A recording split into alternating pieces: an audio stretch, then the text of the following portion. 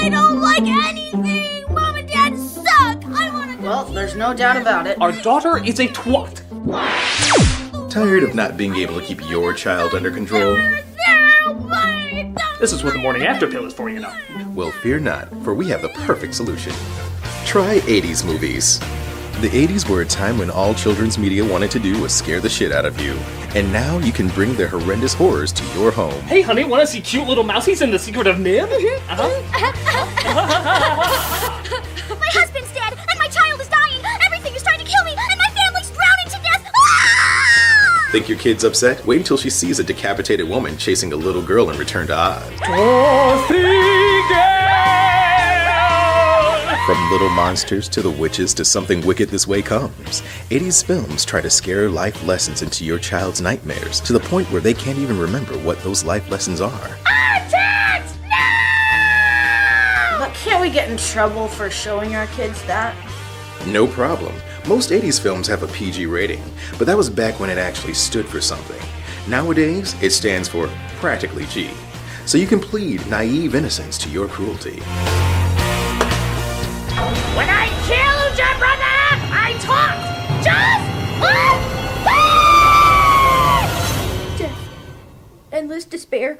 Sadness. 80s no. Will she ever socialize I again? hate mice now. If she does, just show her Watership Down. Endless despair. Thanks, 80s movies. What made me a stronger human being will scar my kids for life. It burns. 80s movies, making modern media look like pussies for generations.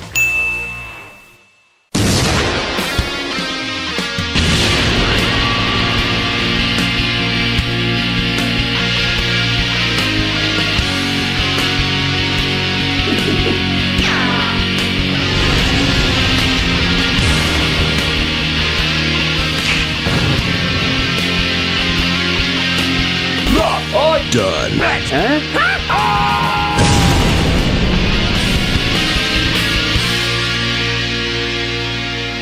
Hello, I'm the Nostalgia Critic guy. Remember it so you don't have to. We see a lot of stars in our lifetime. Some old, some new, some shine brighter than others. You know that eventually every star has to disappear, but when one that shines so uniquely fades, the sky doesn't feel the same without it.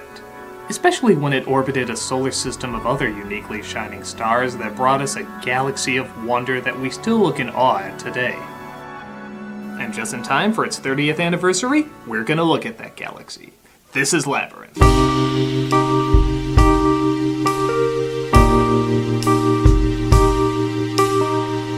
This is a film that's certainly been no stranger in the past, yet Labirynt has never been given a full Nostalgia Critic review.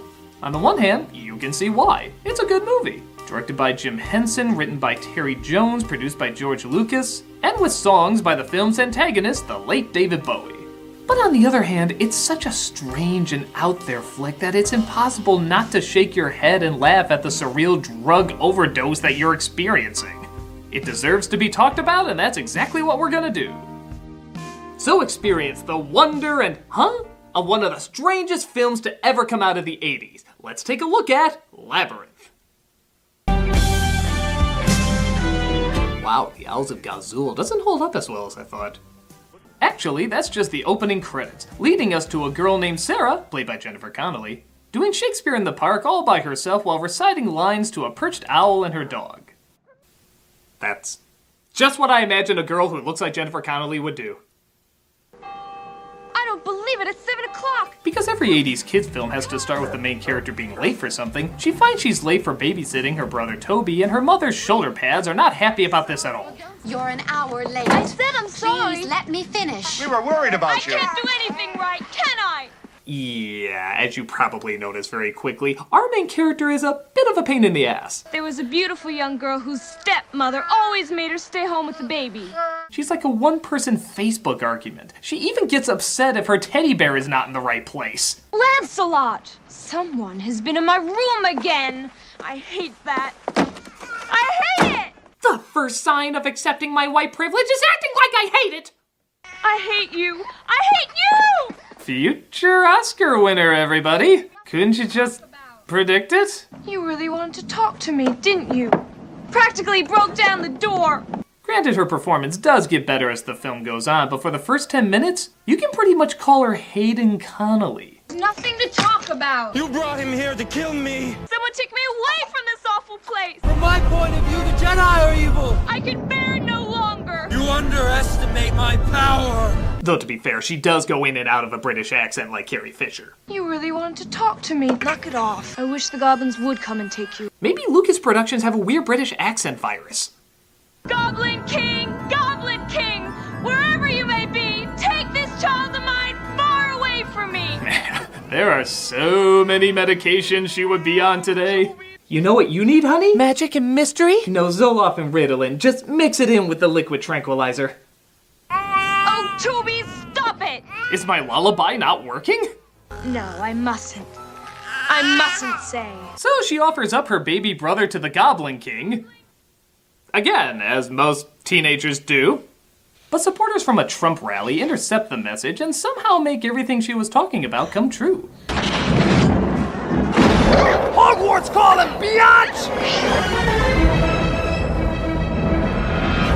And there he is, in all his Bowie-ness. Look at that hair. By God, it's like a triple ate a watermelon that died on top of Tilda Swinton's head. Sparkle, goddamn sparkle. You're the Goblin King. I want my brother back. Forget about the baby. I can't. It is that I don't appreciate what you're trying to do for me. I'm very thankful you're kidnapping my brother and sexually awakening me, but I just can't. I've brought you a gift. Fucking bubbles!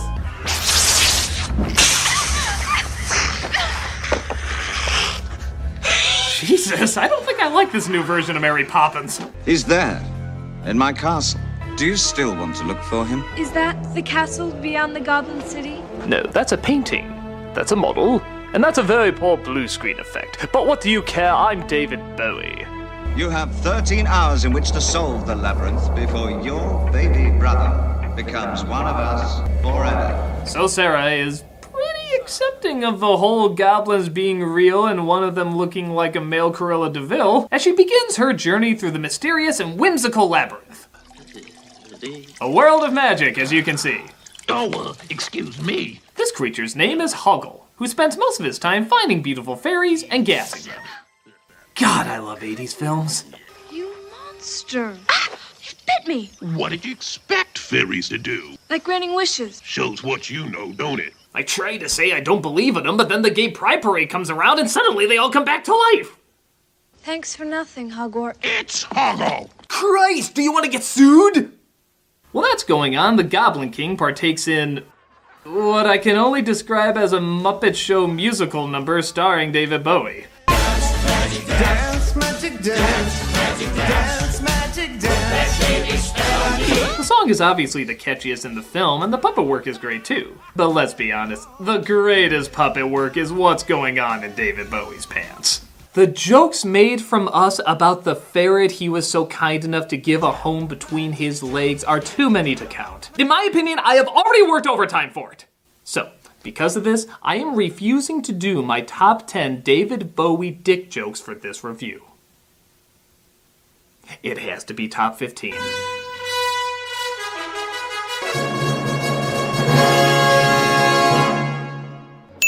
I've seen less stuffing in a Thanksgiving turkey.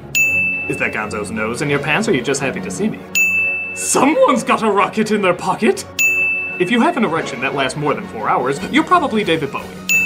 You should have seen the NC-17 cut. Ground control to Major Tom, get off the blue pill!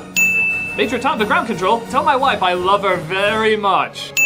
Major Tom to ground control, I think my spaceship knows which way to go. It's the missing Muppet, Stiffy! You think that was puppeted by Frank Oz? I'm gearing up for the prestige. Want to see my Tesla coil? You like hot dogs, don't you? Special delivery! Careful, big package. Any tighter and those pants will be a thong. And the number one David Bowie dick joke is... Don't touch it! It's a Bowie constrictor! Play me off, Paul!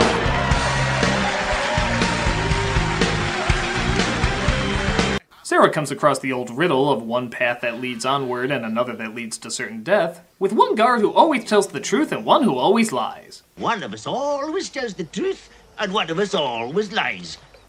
Then wouldn't the guy who just talked be telling the truth? He can't lie that one of them always lies and one of them always tells the truth, because if he did, he'd be telling the truth. I just ruined this scene for you. Tune in next time when I show you how Star Wars is actually about pedophilia. She thinks she figured out the riddle, but she should have tried door number 2. However, she gets saved by some literal helping hands. Come on, which way? Which way?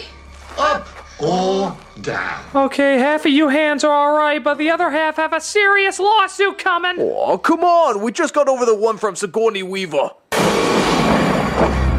She runs into Hoggle again, who says he can help her get out of the cave. This way. Don't go on. Go back while you still can. Legends of the Hidden Temple. Oh, that's just all Mac. He always says that. But one stone seems particularly sparkly. What have we here? Nothing? Nothing. Nothing? Nothing, tra-la-la? Even for Bowie, that was a weird thing to say. Tra-la-la? That technically counts as a song, residuals.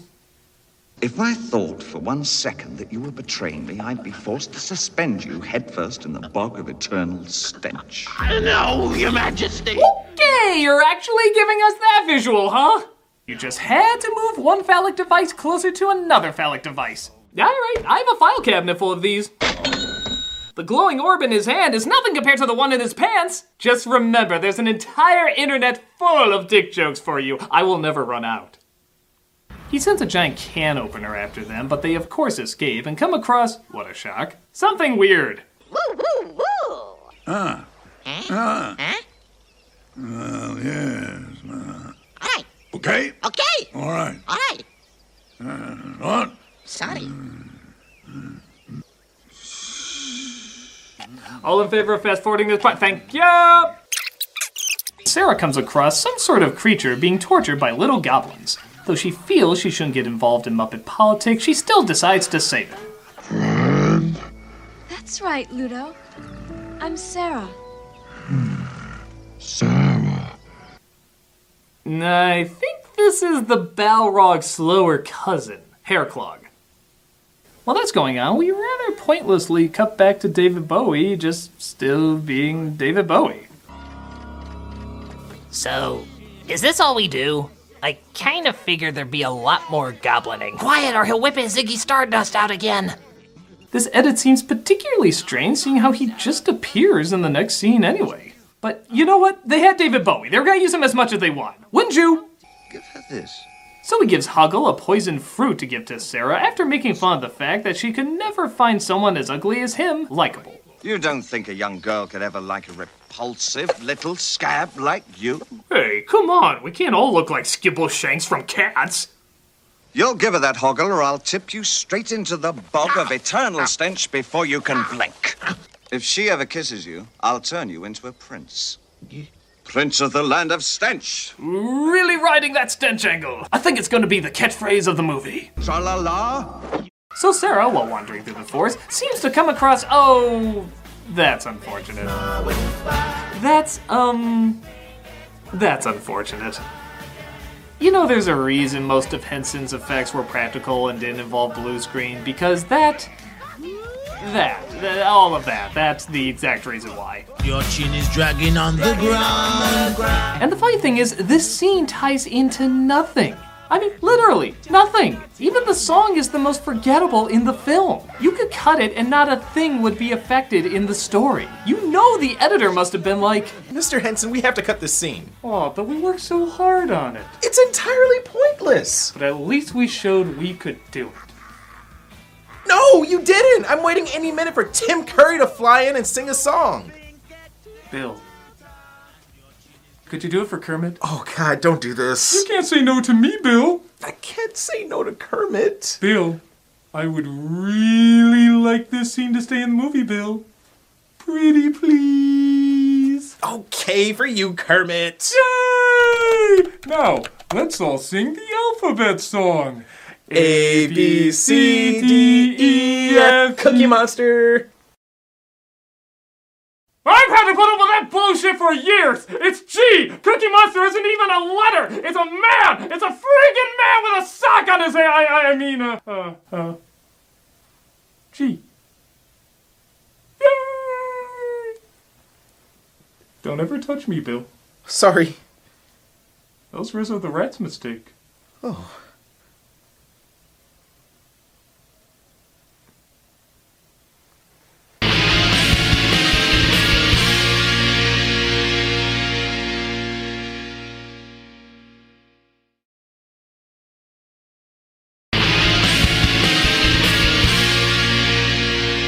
So, Sarah escapes from being weirded to death, but she kisses Hoggle, which I guess means they're sent to the bog of eternal stench. Man, that Goblin King really means the fine print. Tra-la-la. They come across a fox named Didymus who... yeah, not a fan. But he does help them get across the bridge. Oh, lovely. Sounds like half the dialogue in a Rob Schneider movie. But Hoggle is reminded to give Sarah the poison fruit. Hoggle, what have you done? Oh, damn you, Jared. Why is it not that hard to imagine Bowie saying, "Now I'll be fairest in the land"? The fruit doesn't kill her, but instead gives a vision of... yeah, hold on. I'm sure I got a ball joke in here somewhere.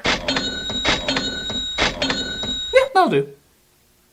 So it looks like the Goblin King's plan is not really as diabolical as confusing. He gives her a fantasy where she's at an elegant ball in a big poofy dress and she gets to dance with a powerful, sexy man. I think that's girl porn in a nutshell. In fact, wasn't that on one of those porn for women calendars?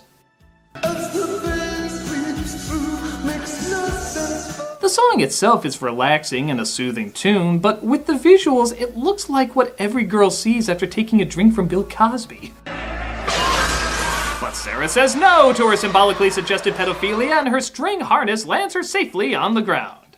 Bowie, to quote Tony Stark, "Not a great plan." She ends up in the dump of broken plot threads where Yoda's grandma tries to lead her in the right direction. It was just a dream. I dreamed it all, Lancelot. Yeah, you really got me there, movie, with no resolution, no third act, and a half hour of running time left. I'm sure this was all just a dream. What a surprise. Nothing you want out there. Sarah says no to her representations of teenage consumerism, meets her friends back up on MacGuffin Rock, and reaches the entrance to the Goblin City. Well, let them all wake up. I shall fight you all to the death. Oh, it's the guy who handles abusive reports on Twitter. I like to report a threat on my life. They do manage to get in, but they then come across another threat. A very slow, clumsy, not very threatening threat. But Hoggle comes in to save the day, which I guess excuses the whole poison fruit trying to kill you thing. Sheriff made me give you that peach. I told you I was a coward. I forgive you, Hoggle. You do? You didn't mind that I poisoned you? Hey, you got me a dance with David Bowie. We're square. They go inside and come across even more phallic imagery, but Jared is tired of being patient, and definitely not tired of the phallic imagery, so he does what he should have done pretty much from the very beginning. Send out a bunch of guards after her. But it's okay, because Hodor's pubic hair growls, which summons a bunch of rocks after them. Not since the Ewoks destroyed the Empire has an army been so embarrassingly taken down. Curses, I forgot they had rocks.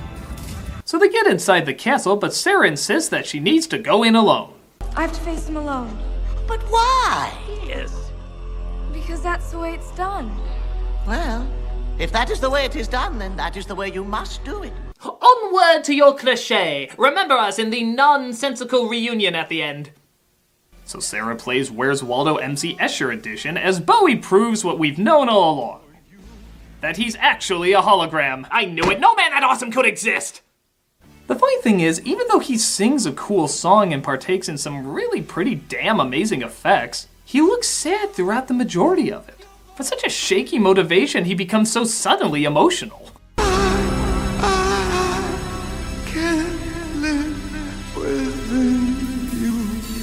I'm just upset that I won't be able to meet every girl I give a sexual awakening to.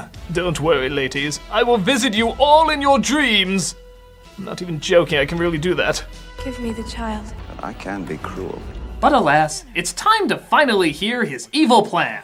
Just fear me, love me, do as I say, and I will be your slave.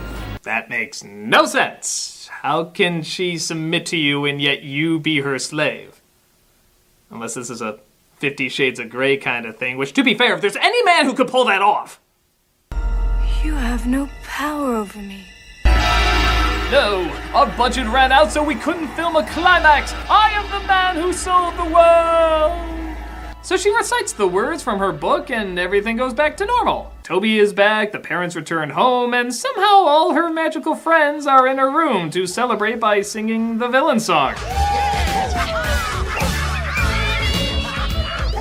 Or at least that would be a nice ending if we didn't know what was actually going on this entire time. Sarah, we're home. Did you have a good... Dear God! Honey, she's got her little pain meds again! Dance, magic dance. Well, okay, it doesn't make as much sense as Sarah reading a book that comes to life because she doesn't want to babysit her brother, resulting in her fantasizing about David Bowie's Space Oddity and reciting the words from the book makes it all go away. Actually, it does. A lot. While the story doesn't always make sense, and it does have trouble staying focused, Labyrinth is an obvious excuse just to play with amazing visuals and cool ideas. However, on top of that, there really is a lot of charm to it. The characters are simple, but likable. The imagination is beyond inspiring, and of course, David Bowie steals the show in every frame he's in. He just embodies the mystery, strangeness, and all-around coolness of who he was in this performance. It's great to see so much effort from so many talented people come together to give us something not perfect, but passionate and full of wonder. Sure, it can be weird and awkward at times, but its technology is spectacular, its simple storytelling endearing, and its ability to suck us into another world, whether through bizarre visuals or bizarre performances, is friggin' awesome. Check it out and get your magic dance on once more. I'm the Nostalgia Critic, and wild is the wind, baby.